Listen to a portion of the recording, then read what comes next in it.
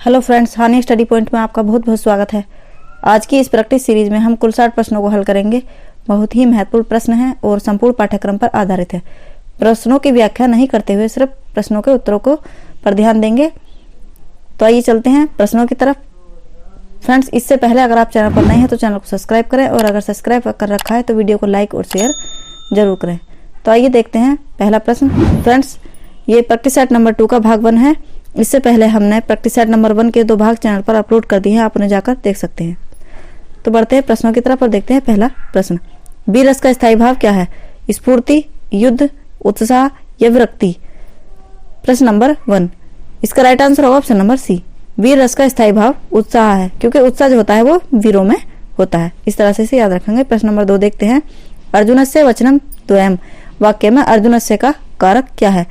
करण कारक, संप्रदान कारक, संबंध कारक या इनमें से कोई नहीं। प्रश्न नंबर 2, इसका राइट आंसर होगा ऑप्शन नंबर सी। अर्जुनस्य में संबंध कारक है। रमणीयार्थ है, प्रतिपादक है, शब्द काव्यम के प्रवर्तक कौन है? दंडी, पंडित राज जगन्नाथ, मम्मट या विश्वनाथ। प्रश्न नंबर 3, इसका राइट आंसर होगा ऑप्शन नंबर बी। पंडित राज जगन्नाथ जो हैं इसके प्रवर्तक हैं। आगे चलते हैं, अगला प्रश्न देखते हैं। प्रश्न नंबर 4 है।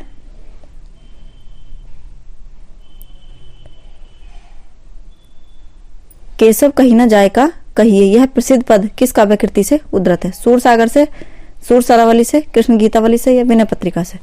प्रश्न नंबर 4, इसका राइट आंसर होगा विनय पत्रिका से ये उद्धृत है, जो तुलसीदास जी द्वारा रचित है। प्रश्न नंबर 5 देखते हैं। मंगलसूत्र शीर्षक अधूरे उपन्यास के लेखक का नाम क्या है? मोहन राकेश, प्रेमचंद, शैलेश मटियानी या इनमें से कोई नहीं। मंगलसूत्र जो अधूरा उपन्यास था उसके लेखक का नाम पूछा है। तो फ्रेंड्स, इसका राइट आंसर होगा ऑप्शन नंबर बी। मंगलसूत्र जो प्रेमचंद का अधूरा उपन्यास था, 20 का राइट आंसर होगा।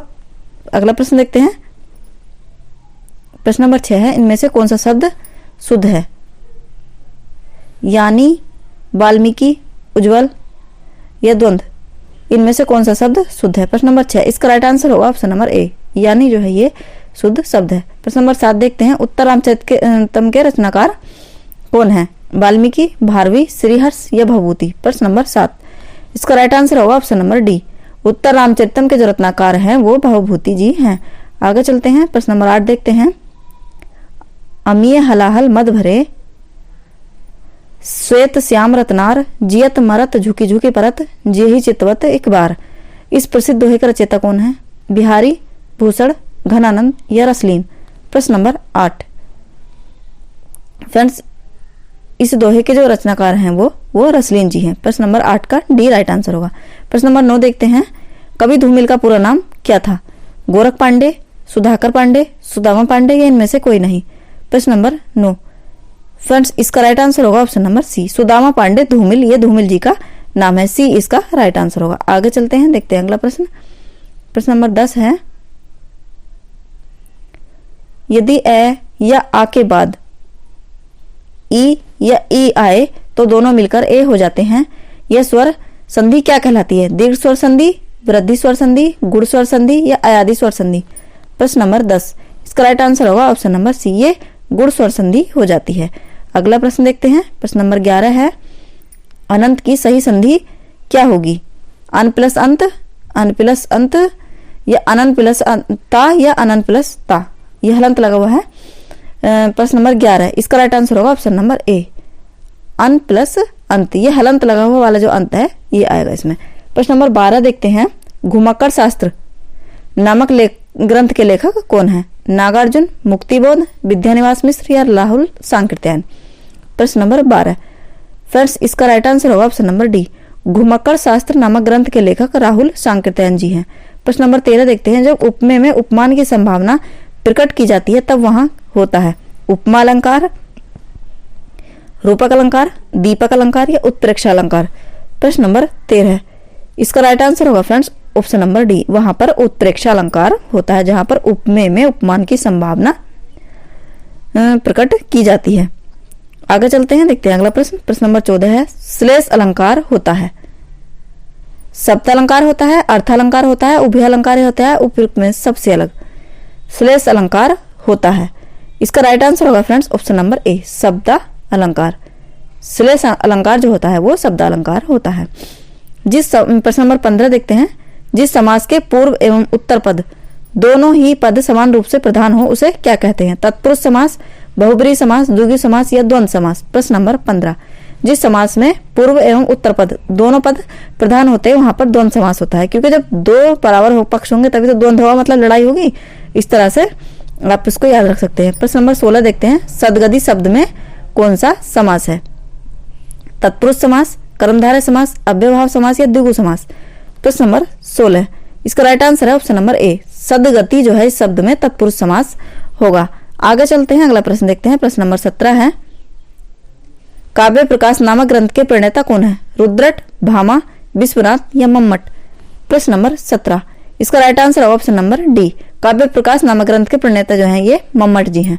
प्रश्न नंबर 18 देखते हैं, भरत के रस सूत्र के प्रणेता आचार्य शंकुक का सिद्धांत क्या कहलाता है? उत्पत्तिवाद, अभिव्यंजनावाद, अनुमितिवाद या भुक्तिवाद।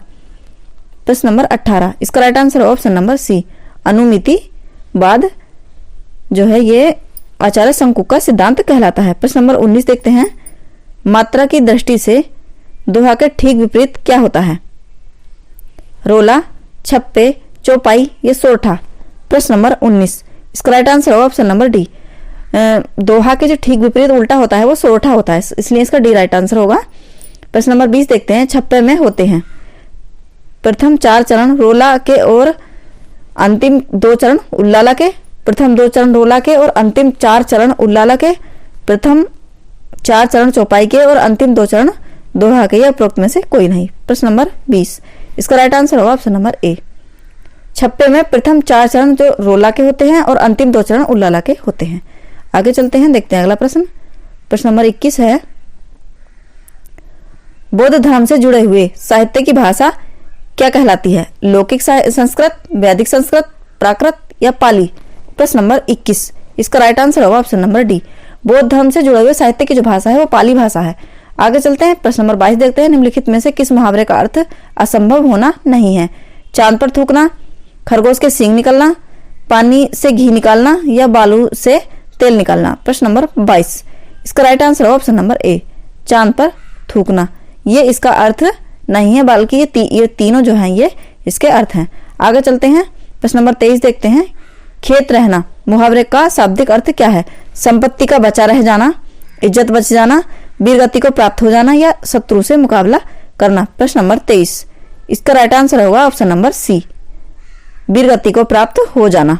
आगे चलते हैं, देखते हैं अगला प्रश्न। प्रश्न नंबर 24 है, कांच का पर्यायवाची शब्द क्या है? शीशा या सीसा, ये सीपा या शीशा।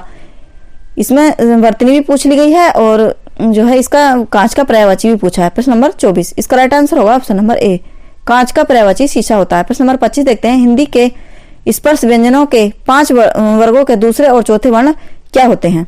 अल्पप्राण व्यंजन, महाप्राण व्यंजन, घोष व्यंजन या अघोष व्यंजन। प्रश्न नंबर 25, हिंदी में जो 25 स्पर्श व्यंजन होते हैं उनके बारे में इन्होंने पूछा है कि जो है हिंदी के स्पर्श व्यंजनों के 5 वर्गों के दूसरे और चौथे वर्ण क्या होते हैं?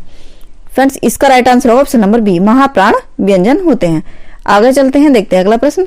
प्रश्न नंबर 26 है, निम्नलिखित युग्मों में से कौन सा युग्म गलत है? अवधि जो है ये पूर्वी हिंदी दे रखा है, ब्रजभाषा पश्चिमी हिंदी दे रखा है, भोजपुरी पूर्वी हिंदी दे रखा है और खड़ी बोली पश्चिमी। इसमें जो है प्रश्न नंबर 26 का सी राइट आंसर होगा, क्योंकि ये भोजपुरी जो है ये पूर्वी हिंदी नहीं बल्कि बिहारी हिंदी के अंतर्गत आती है। ठीक है फ्रेंड्स, आगे चलते हैं, देखते हैं प्रश्न नंबर 27, निम्नलिखित बोलियों में से पूर्वी हिंदी की बोली कौन सी नहीं है? अवधी, छत्तीसगढ़ी, भोजपुरी या बघेली। प्रश्न नंबर 27, फ्रेंड्स इसका राइट आंसर होगा option number C, Bhojpuri Bihari Hindi की बोली है, अवधी, बघेली और छत्तीसगढ़ी। आ, बा और छा ये पूर्वी बोली के अंतर्गत आती हैं, आ, बा, छा, अवधी, बघेली और छत्तीसगढ़ी। और जो भोजपुरी है ये बिहारी हिंदी के अंतर्गत आती है, इसलिए इसका सी राइट आंसर होगा। प्रश्न नंबर 28 देखते हैं, खड़ी बोली हिंदी की उत्पत्ति हुई है मागधी अपभ्रंश से, अर्धमागधी अपभ्रंश से, सोरसैनी अपभ्रंश से या पैसाची अपभ्रंश से। खड़ी बोली हिंदी की उत्पत्ति किससे हुई है? फ्रेंड्स ये प्रश्न जो है बिहार शिक्षक भर्ती में पूछा गया था, हिंदी में 6 to 8 वाली भर्ती में। प्रश्न नंबर 28 देखते हैं, इसका राइट आंसर होगा फ्रेंड्स ऑप्शन नंबर सी, सोरसैनी अपभ्रंश से खड़ी बोली हिंदी की उत्पत्ति हुई है। आगे चलते हैं, प्रश्न नंबर 29 देखते हैं। निम्नलिखित में से शुद्ध शब्द कौन सा है? जिजीविषा। ये जिजीविषा 4 तरीकों से दे रखा है, इसमें कौन सा शब्द शुद्ध लिखा हुआ है ये पूछा है। इसका राइट आंसर होगा ऑप्शन नंबर बी, जिजीविषा। इस तरह से लिखा जाता है जिजीविषा। सद्य स्नाता शब्द में निम्नलिखित में से किस वाक्यांश पर लगा हुआ होता है? जो सदा स्नान करती हो, जो सदा नत बनी रहती हो, जिससे अभी स्नान किया हो, ये इनमें से कोई नहीं। प्रश्न नंबर 30, इसका राइट आंसर होगा ऑप्शन नंबर सी, जिसने अभी अभी स्नान किया हो। सद्य स्नाता शब्द उसके लिए प्रयुक्त होता है। आगे चलते हैं, देखते हैं अगला प्रश्न। प्रश्न नंबर 31 है, इनमें से कौन सा वाक्य शुद्ध है? सीता ने यह कहा, सीता ने यह कही, सीता यह कही, या सीता यह कहा। प्रश्न नंबर 31, इसका राइट आंसर होगा ऑप्शन नंबर ए, सीता ने यह कहा। यह वाक्य शुद्ध है। आगे चलते हैं, देखते हैं अगला प्रश्न। प्रश्न नंबर 32 है, इनमें से किस ग्रंथ के लेखक रामविलास शर्मा हैं? हिंदी साहित्य की भूमिका, निराला, आत्महंता आस्था, मध्यकालीन बोध का स्वरूप, भारत में अंग्रेजी राज और मार्क्सवाद। इनमें से किस ग्रंथ के लेखक रामविलास शर्मा जी हैं? प्रश्न नंबर 32। फ्रेंड्स, इसका राइट आंसर होगा ऑप्शन नंबर डी, भारत में अंग्रेजी राज और मार्क्सवाद। इसके जो लेखक हैं वो रामविलास शर्मा जी हैं। अगला प्रश्न देखते हैं। प्रश्न नंबर 33 है, निम्नलिखित में से कौन सा शब्द पुल्लिंग है? आय, व्यय, नहर या लहर। प्रश्न नंबर 33, इसका राइट आंसर होगा फ्रेंड्स ऑप्शन नंबर बी, व्यय जो है ये पुल्लिंग है, आय, नहर और लहर ये स्त्रीलिंग है। कवि का स्त्रीलिंग क्या होगा? इसमें से स्त्रीलिंग भी पूछा है और शुद्ध शब्द भी पूछा है। ये 4 तरीके से ये वर्तनी दे रखी है। प्रश्न नंबर 34, इसका राइट आंसर होगा ऑप्शन नंबर सी, कवित्री जो है इस तरह से लिखा जाता है। इसका सी राइट आंसर होगा। आगे चलते हैं, देखते हैं अगला प्रश्न। प्रश्न नंबर 35 है, वर्तनी की दृष्टि से निम्नलिखित में शुद्ध शब्द कौन सा है? वर्तनी। उपयुक्त, उपर्युक्त, उपरियुक्त या उपरोक्त। प्रश्न नंबर 35, इसका राइट आंसर होगा ऑप्शन नंबर ए, उपर्युक्त। इस तरह से लिखा जाता है। वर्तनी की दृष्टि से इनमें से कौन सा शब्द शुद्ध है? प्रश्न नंबर 36 है, यानी, यानी, सूची या शुष्क। प्रश्न नंबर 36, इसका राइट आंसर होगा ऑप्शन नंबर ए, यानी। इस तरह से लिखा जाता है। पीछे फ्रेंड्स उस ऑप्शन में जो था वो थोड़ा गलत हो गया था, उस पर आप ध्यान रखेंगे, उसमें उल्टी मात्रा इधर से चढ़ी हुई थी। वॉरेन हेस्टिंग का, प्रश्न नंबर 37 देखते हैं। वॉरेन हेस्टिंग का सांड शीर्षक कहानी के लेखक कौन है? स्वयं प्रकाश, अरुण प्रकाश, उदय प्रकाश या इनमें से कोई नहीं। प्रश्न नंबर 37, इसका राइट आंसर है ऑप्शन नंबर सी, उदय प्रकाश। आगे चलते हैं, प्रश्न नंबर 38 देखते हैं। निम्नलिखित में से कौन सा शब्द कमल का पर्यायवाची नहीं है? सरोज, जलद, पंकज, जलजात। प्रश्न नंबर 38, प्रश्न नंबर 38 का राइट आंसर होगा ऑप्शन नंबर बी, जलद। ये बादल का पर्यायवाची है। सरोज, पंकज और जलजात ये तीनों जो हैं ये कमल के पर्यायवाची हैं। प्रश्न नंबर 39 देखते हैं। निम्नलिखित काव्य संकलनों में से किसके कवि अरुण कमल हैं? चांद का मुंह टेढ़ा है, मगध, सागर मुद्रा, अपनी केवल धार। प्रश्न नंबर 39, इसका राइट आंसर होगा ऑप्शन नंबर डी, अपनी केवल धार। इसके जो रचनाकार हैं वो कवि अरुण कमल जी हैं। प्रश्न नंबर 40 देखते हैं। उद्गम की दृष्टि से अमीर क्या है? देशज शब्द है, विदेशज है, तत्सम है या तद्भव है। अमीर शब्द क्या है? प्रश्न नंबर 40, इसका राइट आंसर होगा ऑप्शन नंबर बी, अमीर शब्द जो है ये विदेशज शब्द है। आगे चलते हैं, प्रश्न नंबर 41 देखते हैं। तिमिर का विलोम शब्द क्या होगा? अंध, निशा, दिवा या आलोक। प्रश्न नंबर 41, इसका राइट आंसर होगा ऑप्शन नंबर डी, तिमिर शब्द का जो विलोम होगा वो आलोक होगा। प्रश्न नंबर 42 देखते हैं। हरी घास पर क्षणभर शीर्षक काव्य संकलन के रचयिता कौन है? दिनकर, निराला, अज्ञेय या इनमें से कोई नहीं। प्रश्न नंबर 42, इसका राइट आंसर होगा फ्रेंड्स ऑप्शन नंबर सी, हरी घास पर क्षणभर जो है ये अज्ञेय जी का काव्य संकलन है। प्रश्न नंबर 43 देखते हैं। तार सप्तक का प्रकाशन वर्ष क्या है? सन 1936, सन 1943, सन 1938 या सन 1937। प्रश्न नंबर 43, तार सप्तक का प्रकाशन वर्ष फ्रेंड्स ऑप्शन नंबर बी, इसका राइट आंसर होगा सन 1943 ईस्वी है। आगे चलते हैं, देखते हैं अगला प्रश्न। प्रश्न नंबर 44 है। हंस पत्रिका के संस्थापक का नाम क्या है? प्रेमचंद, जयशंकर प्रसाद, राजेंद्र यादव या मार्कंडे। प्रश्न नंबर 44, इसका राइट आंसर होगा ऑप्शन नंबर ए, हंस पत्रिका के संपादक का नाम प्रेमचंद जी है। आगे चलते हैं, देखते हैं अगला प्रश्न। प्रश्न नंबर 45 है, इनमें से कौन ललित निबंधकार नहीं है? हजारी प्रसाद द्विवेदी, रामचंद्र शुक्ल, कुबेरनाथ राय, विद्यानिवास मिश्र। प्रश्न नंबर 45, इसका राइट आंसर होगा option number B, Ramchandra Shukla. Lalit निबंधकार नहीं है हजारी प्रसाद द्विवेदी, कुबेरनाथ राय, विद्यानिवास मिश्र, ये तीनों ललित निबंधकार हैं। प्रश्न नंबर 46 देखते हैं, बसंत आ गया पर कोई उत्कंठा नहीं शीर्षक निबंध के लेखक का नाम क्या है? बाल मुकुंद गुप्त, प्रताप नारायण मिश्र, विद्यानिवास मिश्र, या इनमें से कोई नहीं। प्रश्न नंबर 46 फ्रेंड्स, इसका राइट आंसर होगा ऑप्शन नंबर डी, इनमें से कोई नहीं। प्रश्न नंबर 47 देखते हैं, दूसरी परंपरा की खोज के लेखक कौन है?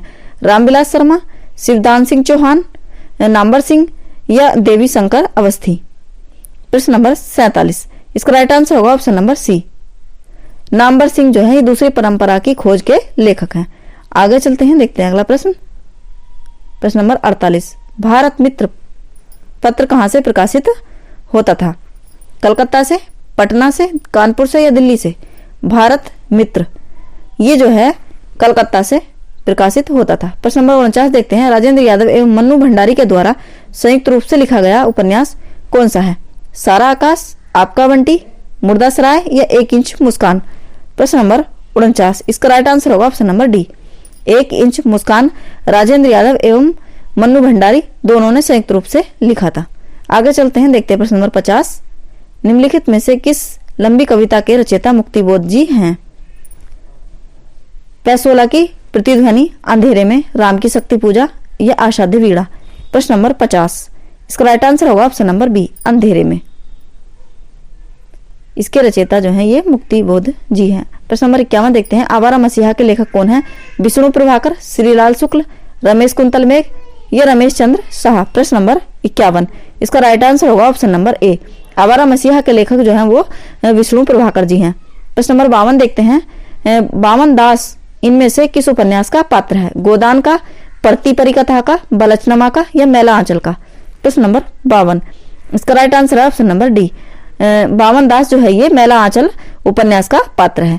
आगे चलते हैं, प्रश्न नंबर 53 देखते हैं, तीसरी कसम फिल्म किस लेखक की कहानी पर बनाई गई थी? प्रेमचंद की, फणीश्वरनाथ रेणु की, चंद्रधर शर्मा गुलेरी, या जैनेन्द्र कुमार।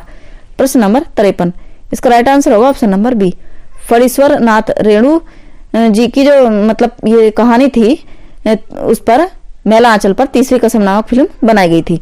प्रश्न नंबर 54 देखते हैं, जयशंकर प्रसाद के अधूरे उपन्यास का नाम क्या है? मंगलसूत्र, तितली, इरावती, या कंकाल। प्रश्न नंबर 54, इसका राइट आंसर होगा friends option number C, Jaishankar Prasad ji का जो अधूरा उपन्यास है उसका नाम इरावती है।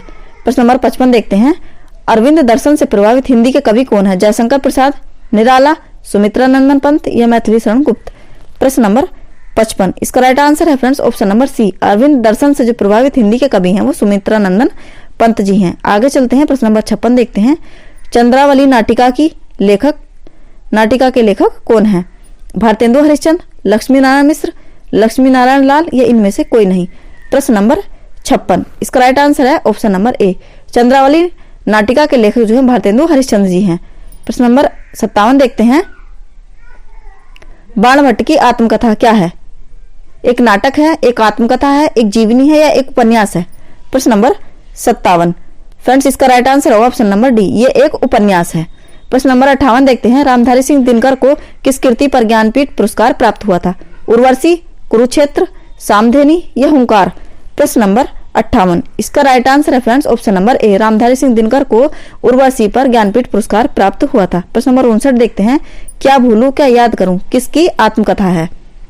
कुबेरनाथ राय, हरिवंश राय बच्चन, महादेवी वर्मा, या शिव प्रसाद सिंह। क्या भूलूं क्या याद करूं। प्रश्न नंबर 59, इसका राइट आंसर है ऑप्शन नंबर बी, ये हरिवंश राय बच्चन जी की आत्मकथा है। प्रश्न नंबर 60 देखते हैं, इनमें से कौन सा उपन्यास राही मासूम रजा के द्वारा लिखा गया था? नूतन ब्रह्मचारी, आधा गांव, काला जल, या पुनर्नवा। प्रश्न नंबर 60, इसका राइट आंसर होगा option number B, Rahi Masoom रजा जी के द्वारा लिखा गया जो उपन्यास है वो आधा गांव है। तो फ्रेंड्स, ये थे हमारे 60 प्रश्न। आपको कैसे लगे और आपके इसमें से कितने सही बने कमेंट बॉक्स में जरूर बताएं। तो फ्रेंड्स, आज की क्लास में बस इतना ही, मिलते हैं अगली क्लास में, तब तक के लिए धन्यवाद।